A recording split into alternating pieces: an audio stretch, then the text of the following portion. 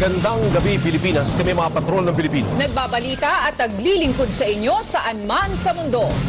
Kapamilya, matinding hinambalos ng bagyong Ompong ang Cagayan kung saan ito naglandfall mag-aalas 2 na madaling araw. Napuntahan ng news team ang bayan ng Pagao kung saan mismo tumama ang bagyo. At live nagpapatrol mula sa susunod, sunog, sumiklab sa Novaliches, 6 patay at mga bahay sa San Mateo Rizal lubog sa baha. Lahat ng yan sa pagbabalik ng TV Patrol Weekend.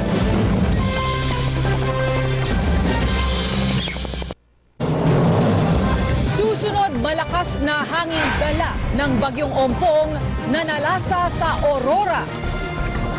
At presyo ng petrolyo tuloy ang hagupit sa pagbabalik ng TV Patrol Weekend.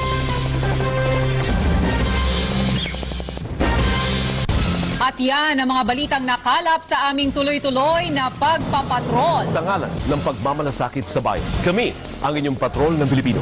Naglilingkod sa inyo saan man sa mundo.